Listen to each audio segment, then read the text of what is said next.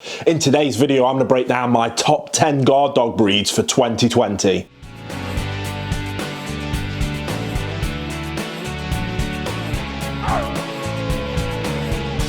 Welcome back to the Canine Show. If you're new here, my name's Will. I'm a canine behaviourist, and on this channel I make videos just like this one to educate people all about the amazing dog breeds that we love so much. So if you are new here, please consider subscribing. So like I say, in this video I'm going to break down my top 10 guard dog breeds for 2020. And when I say guard dog breeds, I mean all-round general purpose guardian breeds for the average person looking for a dog that will help protect their family and their home. Now, like most things in life, year by year, the fashionability and popularity of certain breeds kind of come and go.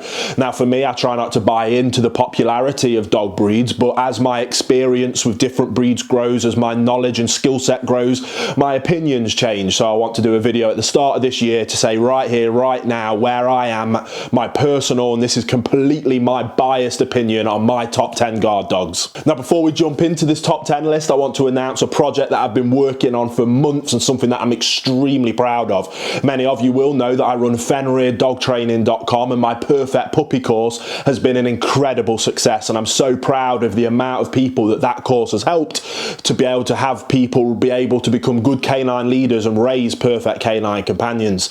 Now for people that aren't just getting a puppy from day one and want to start off from day one, I wanted to create a course that is perfect for everybody out there with all of their dogs regardless of the age that they are, and I've created my bootcamp course, which is now available on FenrirDogTraining.com. Now my bootcamp course, my bootcamp protocol is something that I utilize every single day with my clients that come to me asking for a wide variety of help from different reasons, different behavioral problems, or simply that they're adopting a new dog and they want to get it off to the best start possible, but with it being an older dog, the Perfect Puppy course isn't ideal. Now the bootcamp protocol is a twofold course. It's designed to help you become a perfect canine leader that is therefore able to raise perfect canine companions, because you can't have one without the other. So if you want to know more information about that course and how it can help you with simple behavioral problems like obnoxious barking, issues in the crate, excessive chewing, all the way up to extreme behaviors like severe separation anxiety, dog-to-dog aggression, dog-to-person aggression, and everything in between, and why it is that I utilize this bootcamp course for the vast majority of the cases that I work with, the link is in the description down below. But without further ado, let's dive into today's top 10. Now starting my list at number 10, and it may be a surprise for a lot of you that I actually don't have them higher on my list, but I'm starting with the Rottweiler. Now for me, the Rottweiler is a great all-purpose, all-round dog that does everything very well, but not necessarily tops the leaderboards in any one category when it comes to guard dog work. Don't get me wrong, they're extremely intelligent, very easy to train, eager to please and make ferocious guard dogs, but for me there is just breeds that are kind of a little bit better in every kind of area that can make up a guard dog. As this is my completely biased list, and I'm more than happy for you to disagree with me, that's absolutely fine, but for me they couldn't not be on the list, but they do start off our list at number 10. So like I say, don't get me wrong, Rottweilers can make fantastic guardians, but for me personally there's other breeds that can do each job a little bit better. Now at number 9 I have the Belgian Malinois, and again one of the most commonly used personal protection and guardian breeds, and for very good reason. It's because of their insane drive, intelligence, eagerness to please, and the ability to learn new things amazingly. Again, it could be argued that this dog should be much higher on the list. Now for me they're definitely on the list because of those incredible abilities that they've got, but they kind of fall down a little bit for me in terms of intimidation factor and in terms of their natural ingrained guarding ability, as well as their relationships that they build with their owners. And for the vast majority of people that want just a general all-purpose guard dog, again I do think there's better dogs on the list. But if you are looking to go to high levels of obedience and high levels of personal protection work, then the Belgian Malinois very well may be the best in the world, and like I say, for that reason had to be on this list. But for general all-purpose guardian work, I did leave them a little bit higher. At number 8 I have the Borbor, or the South African Mastiff that many people know them to be. Now the Borbor is an incredibly ferocious guardian dog, one of the larger of the Mastiff type breeds, and definitely one of the most outgoing and naturally protective of those guardian breeds. So where the where the Belgian Malinois, for example, might lack on natural abilities, the Bourbon comes topped up to the brim with natural guarding abilities. Now, for me, like I say, they are brilliant in that area, but where they let themselves down a little bit is their eagerness to please, their ability to learn, and their ability to look to you for direction, which I believe is really important for everyday normal people guardian work. If you have huge properties to guard or large farm areas to guard, then a Bourbon might be a fantastic pick, where you need a dog that can think for itself and be on its own for long periods of time. But like I say, that is a very slim percentage of the amount of normal people that want just general guardian breeds. And for me, I think they are a little bit too eager to act on their own and of their own accord, which makes them very unsuitable for the vast majority of owners. But again, like these last few dogs that we've been talking about, there's no way I could leave them off my list, but they definitely do need a very specific type of owner and a very specific type of environment for them to truly thrive. And even though if you find that owner in that environment, they very well may be one of the most ferocious guardian breeds on the planet. Because of that very slim requirements that they have, I definitely couldn't feature them higher on the list. At number 7, I have a breed that I am very biased towards and a breed that I absolutely love, and it's the Turkish Kangal. Again, in a similar fashion to the Bourbon, the Turkish Kangal is a ferocious, natural guardian that requires no training whatsoever to be an incredible guard dog breed. Often reported to have the highest bite force of every dog in the planet, and again, I have to take that with a little bit of a pinch of salt. Now, if your long-term viewers know, I did start a series where I spent months and a lot of money on developing a bite force rig to actually go out and test and find out what dog breed has the highest bite force. Now, the problem is it's very difficult to humanely get a dog to bite onto something with full force to register it, and a lot of these guardian breeds actually have very good bite inhibition, so it was very difficult to be able to test dogs to really be able to put them in a ranked order, which for me further confirmed my suspicions that a lot of those lists are nonsense, to be honest. So don't get me wrong, the Turkish Kangal is a very, very capable breed, but like the Bourbon, is a very independent dog. Now, I personally absolutely love them. I would love to work with these dogs, but there never would be a dog that I would have as my personal guard dog unless I happened to move to a farm with huge amounts of land that I wanted to protect.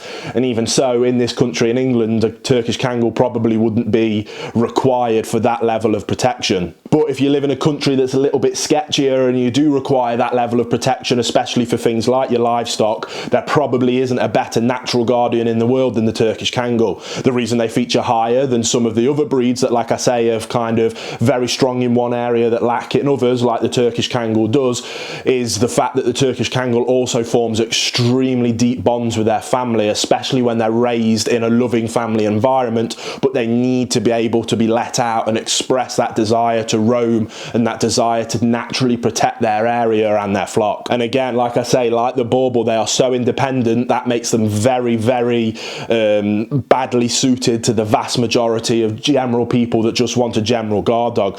They are getting very popular, especially because of these myths around their bite force and unsavory to people that want a dog just to kind of show off or to be intimidating, are bringing Turkish Kangals into their lives and into small houses with small gardens where they're not suited whatsoever, and they're often then being faced with lots of issues, which then gets them the bad reputation. And it's not the dog's fault, it's simply the owners have chose the wrong breed for them, which, like I always say, is my driving force behind these videos. Find the dog that suits your requirements perfectly, then learn how to be a good canine leader that raises perfect canine companions, and we won't have any issues. The dogs won't be going to shelters and then unfortunately put down. And the Turkish Kangal is starting to, as their popularity is increasing, those figures of dogs ending up in shelters and euthanized are also starting to increase, and it's something that I'm starting to come across more. So as much as I absolutely adore this breed and I wouldn't speak badly of them, they're very, very, very rarely a breed that I would actually recommend to the vast majority of people, just because, again, like the Bourbon, they only really fit into a very certain type of owner and a certain type of environment. At number 6, I have the Dogo Argentino. Now, the Dogo Argentino is one of the very few breeds that I actually don't have any first-hand experience with because of the fact that they are completely banned and illegal here in the UK. Now, on my next trip to the US, I definitely plan on meeting some breeders and spending some time with this beautiful breed that is a fantastic dog, and it is completely unfounded and uncalled for that they are banned in this country. It is a classic case of a lack of education around different breeds and around dogs, and blaming the breed as opposed to putting more responsibility on owners and the type of owner that should be having these breeds. Now, there's definitely a debate to be had around should people require different licenses for different categories of dogs. As always, I think there's pros and cons, but I do think a Dogo Argentino, as is proved by many owners over in America that I speak with regularly, can be fantastic family animals. They absolutely adore their families. They adore to work for them. They're very eager and keen to please, and they're incredibly athletic, which makes them fantastic working dogs in a variety of guarding and hunting purposes. And for that reason, with the right owner that can offer the right kind of leadership, they can make fantastic dogs. But like all large, powerful breeds, you become a bad leader and you raise your dog badly, they can become dangerous, but so can a Chihuahua. The problem is, a badly behaved Chihuahua and a badly behaved Dogo Argentino, the end result is going to be much different, even though the behaviours are actually very similar.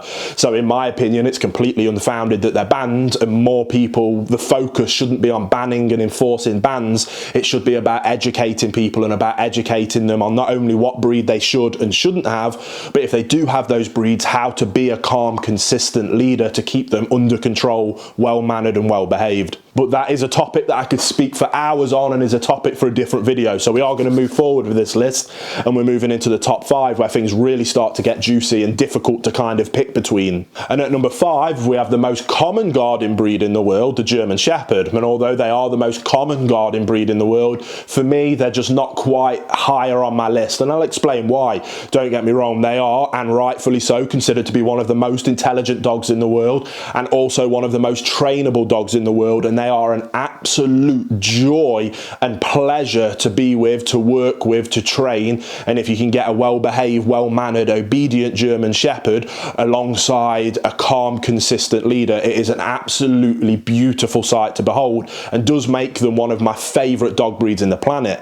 Now, I don't put them higher on my list for general guardian roles, simply because they do require a level of expertise in terms of training them, just because they have such high drive to work. Now, it's that drive, that high exercise requirement and that high mental stimulation requirement that is kind of a double-edged sword for the breed. It makes them extremely capable and is the reason that they're so commonly used in police and military, but it also means that if you don't offer those things, which is very common in just general household guardian roles, bad behaviours very quickly start to come in. And with a breed so energetic and highly driven as a German Shepherd, those bad behaviours very quickly can escalate into serious behaviours, which does make the German Shepherd a very common breed to unfortunately get put down. Again, like we banged on about before, it's not the breed's fault, it's the owner's fault for either choosing the wrong breed for their lifestyle or not making their lifestyle suit the breed.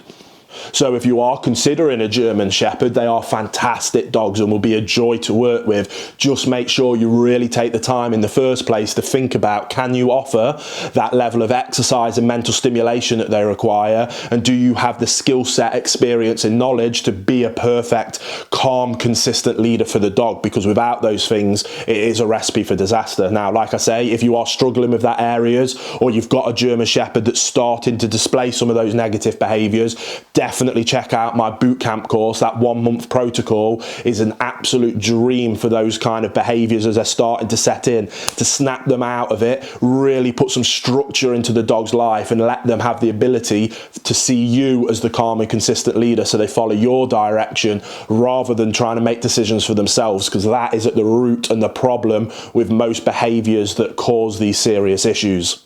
At number 4 on my completely biased list, as you probably were expecting at some point, is the Bull Mastiff. Again, if you've been following my journey for any amount of time, you'll probably know by now that I used to have a Bull Mastiff, and the Bull Mastiff was my first guardian breed that I ever raised from a puppy and owned myself. She was a beautiful, sweet-hearted, kind-natured, fantastic dog that I genuinely do miss every day. She was a joy to be around, an absolute loving, gentle companion, and was amazing with my children. and also had that added benefit of being a general all-purpose natural instinct guarding breed that comes with the Mastiff as a package. And it's one of the reasons that I love the Mastiff lineage and the Mastiff umbrella of dogs so much. That combination of them forming the deep devotion and the loving bonds is unlike any other breed on the planet, alongside that natural inclination to defend them no matter what the cost, makes them one of the best guardian breeds on the planet. Now, the Bull Mastiff doesn't feature higher, as a lot of people call it stubbornness, a lot of people mistake it for dominance, a lot of people think that it's a lack of IQ and that they're not that smart and simply not that trainable.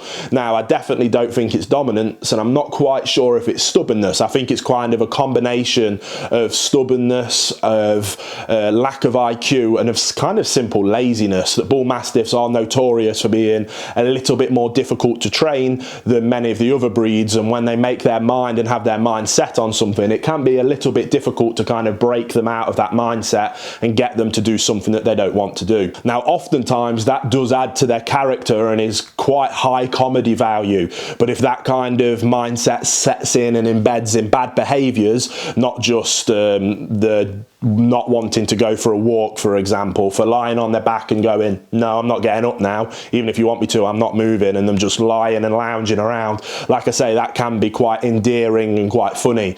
But if that behavior slips into, no, I'm going to go and chase that thing, or no, I'm going to bark at that thing, it can become quite difficult to break out of. So they're kind of pros and cons of the Bull Mastiff. I absolutely love the breed, but not the most trainable. If they were more trainable, they'd feature higher. So yeah, I think number 4 is kind of a sweet spot for the Bull Mastiff. At number 3, I have the Doberman, and the Doberman, again, if you've been following my journey, is one of my favorite breeds on the planet, and they kind of combine all the areas of the requirements for a guarding breed absolutely perfectly.